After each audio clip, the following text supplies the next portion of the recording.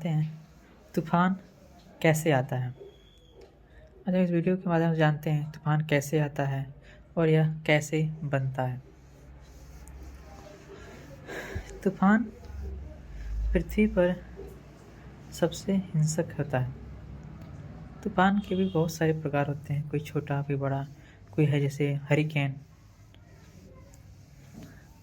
तूफान की बात करें तो भूमध्य रेखा के पास गर्म समुद्री पानी पर बनता है। दरअसल तूफान शब्द का इस्तेमाल केवल अटलांटिक महासागर या पूर्वी प्रशांत महासागर के ऊपर बनने वाले बड़े तूफानों के लिए किया जाता है। इन तूफानों के लिए सामान्य वैज्ञानिक शब्द, चाहे वो कहीं भी हों, उष्णकटिबंधीय चक्रवात है। दुनिया में वे कहाँ पैदा होते हैं इस पर निर्भर करते हुए उन्हें अन्य नाम दिए जाते हैं, जैसे कि टाइफून, चक्रवात, गंभीर उष्णकटिबंधीय चक्रवात या गंभीर चक्रवाती तूफान है। उन्हें चाहे जो भी नाम दिया जाए, इन विशाल तूफानों को बनाने में वही ताकतें और परिस्थितियां काम करती हैं जिनमें से कोई भी तब नुकसान या तबाही मचा सकता है जब वे लोगों के रहने की जगह पर पहुंचते हैं।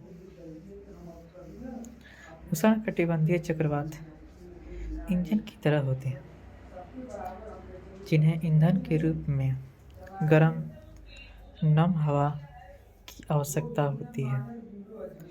इसलिए उष्णकटिबंधीय चक्रवात के लिए सबसे पहले गर्म समुद्री पानी की आवश्यकता होती है।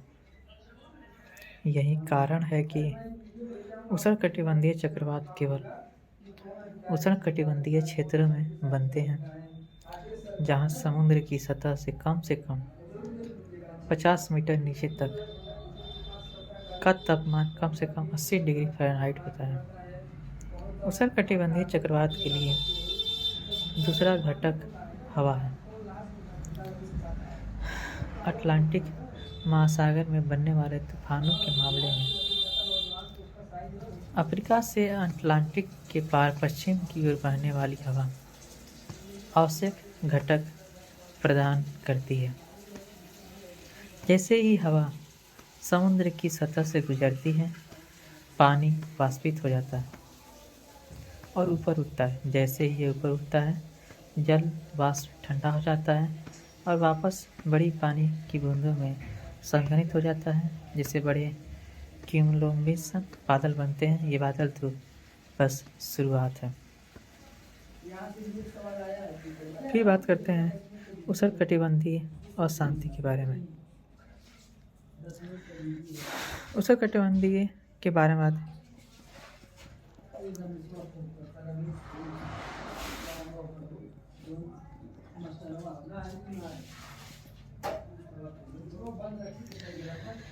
जब गर्म महासागर से जल वाष्प संघनित होकर बादल बनता है तो यह अपनी गर्म हवा छोड़ता है।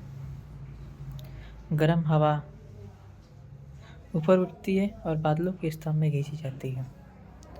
वाष्पीकरण और संघनन जारी रहता है, जिससे बादलों का स्तंभ ऊंचा और बड़ा होता जाता है। एक पैटर्न विकसित होता है जिसमें हवा का एक केंद्र के चारों ओर घूमती है। जैसे जैसे हवा का गतिशील स्तंभ अधिक बादलों में चकराता है, ये गरज के साथ बादलों का समूह बन जाता है, जिसे उष्णकटिबंधीय विक्षोभ कहा जाता है। फिर आता है उष्णकटिबंधीय अवसाद। जैसे जैसे तूफान ऊंचा और बड़ा होता जाता है, बादल स्तंभ के शीर्ष पर हवा ठंडी होती जाती है और अस्थिर होती जाती है। जैसे जैसे ठंड जलवाष्प से उष्मा ऊर्जा निकलती है, बादलों के शीर्ष पर हवा गर्म हो जाती है, जिससे हवा का दबाव बढ़ता जाता है और हवाएं उच्च दबाव वाले क्षेत्र से बाहर की ओर बढ़ने लगती है। इस गति और गर्म होने के कारण सतह पर दबाव कम हो जाता है। फिर सतह पर हवा कम दबाव वाले क्षेत्र की ओर बढ़ती है, ऊपर उठती है और अधिक तूफान पैदा करती है।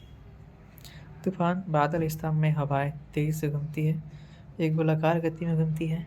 जब हवाएं 25 से 38 मील प्रति घंटे की तक की पहुँचती है तो तूफान को उष्णकटिबंधीय अवसाद कहा जाता है। जब हवा की गति 39 मील प्रति घंटे तक पहुँच जाती है तो उष्णकटिबंधीय अवसाद एक उष्णकटिबंधीय तूफान बन जाता है। यह तब भी होता है जब तूफान को एक नाम मिलता है, हवाएं तेज चलती हैं और तूफान की आँख या शांत केंद्र के चारों ओर मुड़ने और घूमने लगती है। उत्तरी गोलार्ध में हवा की दिशा वामावर्त और दक्षिणी गोलार्ध में दक्षिणावर्त। इस घटना को कोरियोलिस प्रभाव के रूप में जाना जाता है।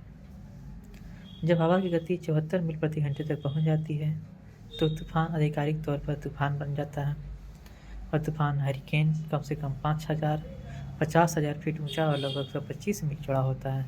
आँख लगभग 5 से 30 मीटर चौड़ी होती है। व्यापारिक हवाएं तूफान को भी